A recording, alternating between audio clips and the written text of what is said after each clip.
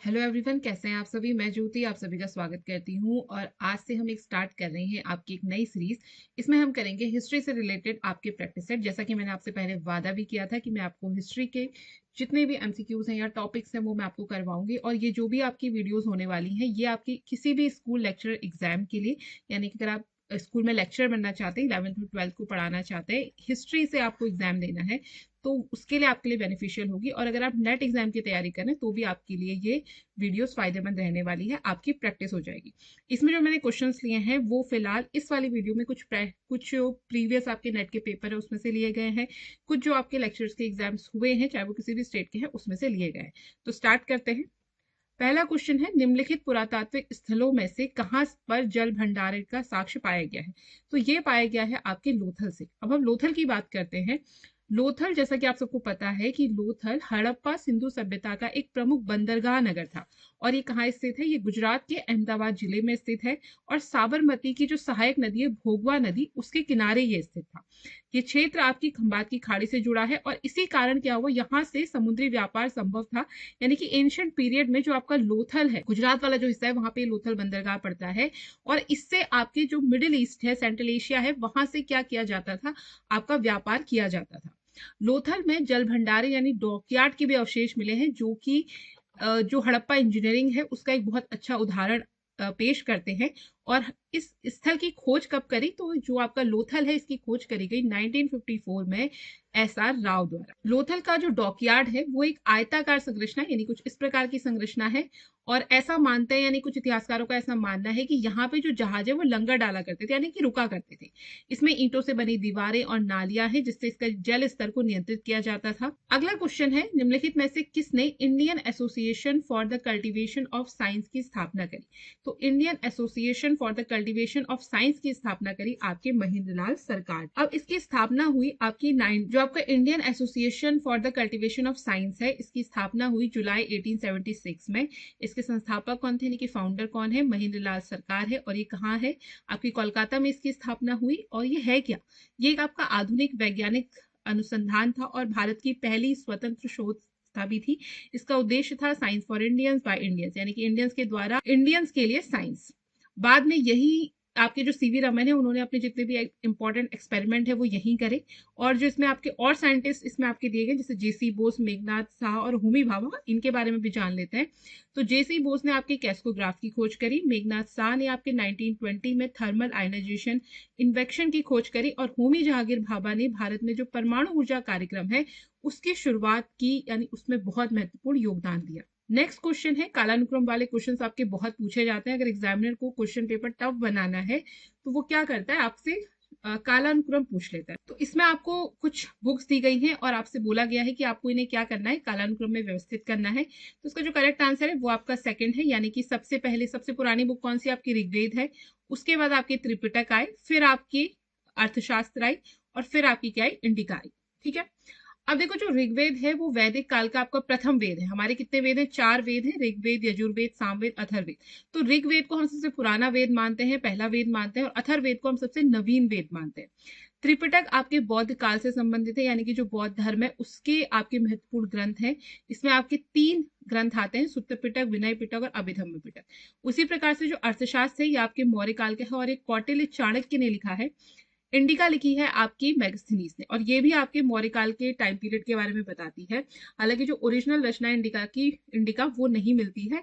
Indica में क्या लिखा गया था, इसके बारे में जो और ग्रंथों में लिखा गया है, यानी कि और ग्रंथों में रेफरेंस दिया गया है कि इंडिका में ये लिखा था, मैगस्थनीज इंडिका में ऐसा लिखा था। तो उससे हमें पता चलता है कि इंडिका की बुक में क्या क्या। डिटेल में बात करें तो ऋग्वेद आपका प्रथम वेद है। इसका जो टाइम पीरियड है वो है आपका 1500 से 1000 बीसी तक। और यह मैंने जैसा कि आपको बताया सबसे प्राचीन वेद है। इसमें 10 मंडल है और इसका जो पहला और 10वां मंडल है उसे ये माना जाता है कि उसे बाद में जोड़ा गया। ठीक है। और इसमें टोटल आपके 1028 सूक्त हैं, ये भी पूछ लेते हैं। इसमें आपके क्या है, इसकी विषय वस्तु क्या है? तो इसमें देवताओं से रिलेटेड स्तुति है, यानी कि उनको समर्पित मंत्र हैं, जैसे कि इंद्र, वरुण, अग्नि, सोम, इन सबको। और प्रारंभिक जो आर्य समाज है उसके बारे में बताया गया है कि वहाँ पशुपालन, युद्ध, यज्ञ, ये सारी चीजें इसमें दी गई है। मैक्स मुलर ने इस पे जो भाषा वैज्ञानिक आधार पर काल निर्धारण करा है इसका, और आर एस शर्मा इसे प्रारंभिक कृषि और पशुपालन समाज का प्रतिबिंब मानते। तो हिस्टोरियंस के व्यू है ऋग्वेद को ले। अगला है जो त्रिपिटक। त्रिपिटक आपका 5वीं से 19वीं शताब्दी में इसका संकलन हुआ है।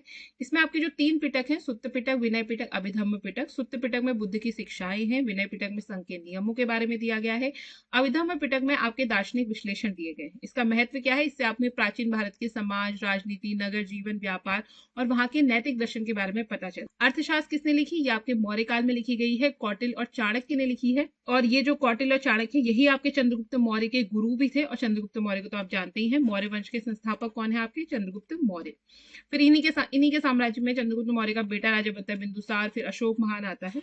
तो ये आपका मौर्य। चाणक्य को चाणक्य, विष्णुगुप्त, कौटिल्य नाम से भी जानते हैं। और इसका विषय क्या, अर्थशास्त्र में शासन प्रशासन, कर व्यवस्था, कूटनीति, जासूसी प्रणाली, युद्ध नीति, यानी कि पॉलिटिक्स से रिलेटेड आपकी ये बुक है अर्थशास्त्र। अगला है आपका इंडिका। इंडिका लिखी थी आपकी मेगास्थनीज ने। ये चंद्रगुप्त मौर्य के शासनकाल में, चंद्रगुप्त मौर्य के दरबार में आया था। ये एक यूनानी राजदूत था। इसने मौर्य समाज, नगर प्रशासन, पाटलिपुत्र, सेना, जाति व्यवस्था, इन सब के बारे में लिखा। अब अगला क्वेश्चन है आपका मैच द फॉलोइंग वाला। तो यहाँ पे आपको कुछ नदियां दे दी गई हैं, यहाँ पे आपको शहर दे दी गए। तो ये बताना है कि कौन सा शहर किस नदी के किनारे। तो सिंधु नदी के किनारे है आपका मोहनजोदड़ो, रावी नदी के किनारे है आपका हड़प्पा, घग्गर नदी के किनारे है आपका कालीबंगा, ठीक है। और सतलज नदी के किनारे है आपका रोपड़, ठीक है। ये फर्स्ट हो जाए, ठीक है। सिंधु नदी के किनारे कौन है, मोहनजोदड़ो। रावी नदी के किनारे कौन है, हड़प्पा। घग्गर नदी के किनारे कौन है, कालीबंगा। और सतलज के किनारे कौन है। अब देखो, मोहनजोदड़ो की खोज करी थी आर डी बनर्जी ने। कब करी थी, 1922 में, सिंधु नदी के किनारे। हड़प्पा की खोज करी थी दयाराम साहनी ने 1921 में। कालीबंगा की खोज करी थी एक घोष ने 1953 में। रोपड़ की खोज करी थी आपके वाई डी शर्मा ने 1955 ईस्वी। अगला क्वेश्चन है आपका फिर से मैच द फॉलोइंग वाला क्वेश्चन है। इसमें आपको यहाँ पे कुछ वीड्स और कुछ वस्तुओं के बारे में दिया गया। यहाँ पे वो किस जगह से संबंधित है आपको ये बताना है। तो जैसे कि जो आपकी कार्नेलियन वीड है, इस साइड दिया आपको कार्नेलियन वीड, ताम्र, आरिकामेडु, ताम्रलिप्ति। यहाँ दिया गया आपको बंगाल बंदरगाह, हड़प्पा और तो कारेलियन बीट जो रिलेटेड है वो आपकी हड़प्पा से है। ताम्र आपका राजस्थान में है। आरिकामेडु आपका एक बंदरगाह था। ताम्रलिप्ति आपकी जो है वो बंगाल से रिलेटेड है। अब इनके बारे में डिटेल में देखते हैं। तो कार्नेलियन जो बीड है वो आपकी हड़प्पा, यानी कि लाल रंग की अर्धकीमती मणि हुआ करती थी और हड़प्पा सभ्यता की आपकी एक प्रमुख शिल्प वस्तु थी। और हड़प्पा, चनूदड़ो, लोथल, इन सभी स्थलों से आपको मणि निर्माण कार्यशालाएं, ठीक है। और ये आपको मेसोपोटामिया तक आपको ये सारी जो बीड्स है वगैरह मिलती है। तो इसमें पता चलता है कि जो व्यापार था वो कितनी दूर तक हमारा व्यापार उस समय फैला हुआ। और इससे हमें किस टेक्निक का पता चलता है कि पत्थर को काट कर, उसे घिस कर, उसे पॉलिश करके कितना सुंदर बनाया जा सकता था, उस समय भी बनाया जा रहा है। ताम्र जो है आपके राजस्थान से रिलेटेड है। तो राजस्थान का जो खेतड़ी वाला क्षेत्र है ना, वो ताम्र खनन के लिए प्रसिद्ध है बहुत प्राचीन काल से। तो हड़प्पा सभ्यता ने यहाँ से ही तांबा प्राप्त किया था। और ये खनन और धातु कर्म का जो विकसित लेवल है उसको दिखाता है कि उस समय से लोग, हड़प्पा सभ्यता से लोग क्या कर पा रहे हैं, खनन वगैरह कर पा रहे हैं, धातु निकाल पा रहे हैं। अगला है आपको जो अरिकामेडु है, ये बंदरगाह है आपका। ये पुदुचेरी तमिलनाडु के पास स्थित है और ये रोमन व्यापार के केंद्र के रूप में प्रसिद्ध हुआ। यहीं से आपको रोमन सिक्के, कांच के बर्तन, मिट्टी के बर्तन, ये सारी चीजें मिली है। ताम्रलिप्ति जो है ये आपका बंगाल से संबंधित है। इसका जो प्राचीन नाम है वो तमलुक भी है। और मौर्य और गुप्त काल में एक महत्वपूर्ण बंदरगाह और व्यापारिक केंद्र के रूप में था। श्रीलंका और दक्षिण पूर्व एशिया से समुद्री संपर्क का केंद्र भी आपका क्या था, ये ताम्रलिप्ति बंदरगाह हुआ करता। अगला क्वेश्चन है अगेन आपका मैच द फॉलोइंग वाला क्वेश्चन है। तो डेविड अनरोल्ड, यहाँ पे आपको कुछ जो इतिहासकार है उनके नाम दिए गए, यहाँ पे बुक्स दी गई है। तो आपको बताना है किसने कौन सी बुक लिखी है। ये तो नेट वालों का फेवरेट क्वेश्चन है, वो काफी इससे रिलेटेड क्वेश्चन पूछते हैं। और अभी जो आपका लेक्चर का एग्जाम होने वाला है उसमें भी शायद क्वेश्चन पूछे जा सकते हैं। तो डेविड अनरोल्ड ने लिखी है the Congress in Tamil Nadu. David Ludden ने लिखी है an agrarian history for of South India. David Page ने लिखी है prelude to partition. CA Bayly ने लिखी है the local roots of Indian politics, Allahabad. अब देखो, डेविड अनरोल्ड ने जो बुक लिखी है द कांग्रेस इन तमिलनाडु, ये तमिलनाडु में कांग्रेस की राजनीति के बारे में बताती है 1990 से 1937 के बीच की। और जो डेविड लुडेन है, ये आपकी जो बुक है उनकी an agrarian history of South India. तो इसमें दक्षिण भारत का कृषि इतिहास, भूमि संबंध और ग्रामीण अर्थव्यवस्था के बारे में बताया। अगली जो बुक है आपकी डेविड पेज की प्रीलूड टू पार्टीशन। तो इसमें 1920 से 1935 के बीच जो मुस्लिम राजनीति है और जो ब्रिटिश नियंत्रण प्रणाली है उसके बारे में दिया गया है। और ये विभाजन की जड़ों को संस्थागत और प्रशासनिक दृष्टि से अगर आप समझना चाहते हैं तो आप इस बुक को पढ़ें। अगला है सीए बेली ने लिखी है the local roots of Indian politics, Allahabad. तो इलाहाबाद में जो स्थानीय समाज है, वहां की जाति, व्यापार, राजनीति है और कैसे स्थानीय संरचनाएं राष्ट्रीय राजनीति को प्रभावित करती है, वो सब कुछ क्या दिया गया है इस बुक में दिया गया। अब देखो यहाँ पे मैंने कुछ इंपॉर्टेंट बुक्स हैं वो मैंने आपको यहाँ पे लिस्ट बना दी है, तो आप चाहे तो इसका स्क्रीनशॉट ले सकते। अगला क्वेश्चन है, ऋग्वेद में पंचजन किसे द्योतित करता है? तो ऋग्वेद में जो पंचजन है वो आपका दर्शाता है आर्यों की जो 5 जनजातियां हैं। देखो जनजाति आपकी कबीलों से भी रिलेटेड है, ठीक है। तो पंचजन को 5 आर्य जन यानी कि कबीले या जनजातियों का समूह बोला जाता है। तो ये 5 जन कौन कौन से थे? पुरु, यदु, तुर्वुश या तुरु, अनु और ध्रुव। इन्हें सामूहिक रूप से क्या कहा गया? पंचजन कहा गया है। और ये आपके प्रारंभिक वैदिक समाज के जो मुख्य आर्य समूह थे उनका प्रतिनिधित्व किया। अगला क्वेश्चन है, कृषि को बढ़ावा देने के कितने कारणों का ऋग्वेद में उल्लेख किया गया? तो ये उल्लेख किया गया है आपके 5 कारणों। ऋग्वेद का जो चतुर्थ मंडल है ना, चौथा मंडल है, उसमें कृषि संबंधी प्रक्रियाओं का उल्लेख मिलता है। इसमें आपके 5 ऋतुओं का भी उल्लेख है और ऋग्वेद के पहले और 10वें मंडल में कृषि को बढ़ावा देने के लिए 5 कारणों का उल्लेख किया गया, जैसे कि हल चलाना, बीज बोना, फिर हंसिया से फल को काटना, अनाज कूटना, दाने अलग करना। ऋग्वेद में आपके 10,500 जो 52 श्लोकों में से जो 24 हैं उनमें ही केवल कृषि के बारे में बताया गया है।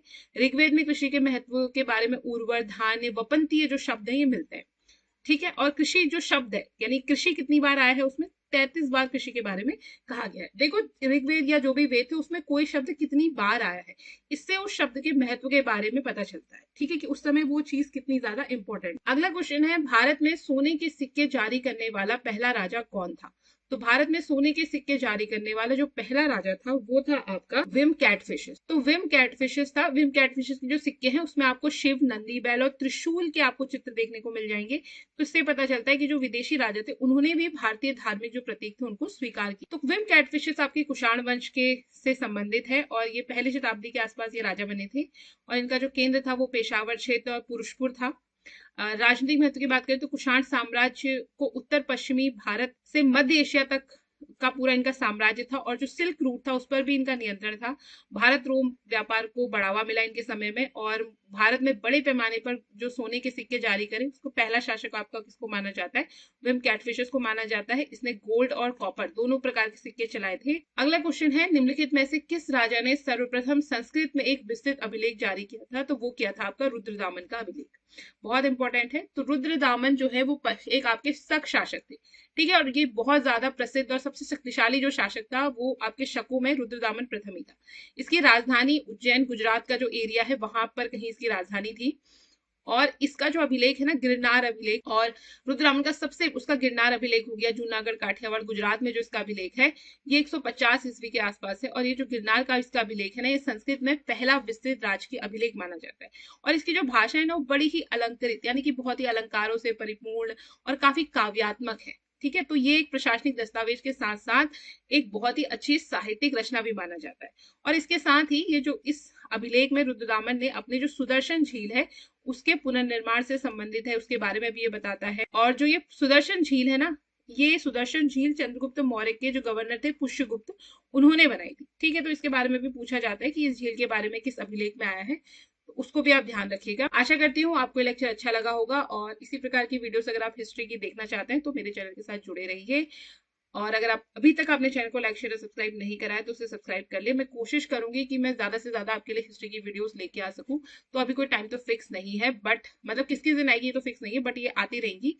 और टाइमिंग आपकी डेली भाई 8 बजे आपकी ये जो वीडियो है वो आ जाएगी, तो आप देख लीजिएगा। जिस दिन भी आएगी आपको पता तो चल ही जाएगा। नोटिफिकेशन ऑन कर लेना और चैनल को लाइक, शेयर, सब्सक्राइब कर लेना। और अपने दोस्तों के साथ भी अगर वीडियो अच्छी लगे तो जरूर शेयर करना। मिलते हैं नेक्स्ट वीडियो में, तब तक के लिए thanks for watching, keep learning.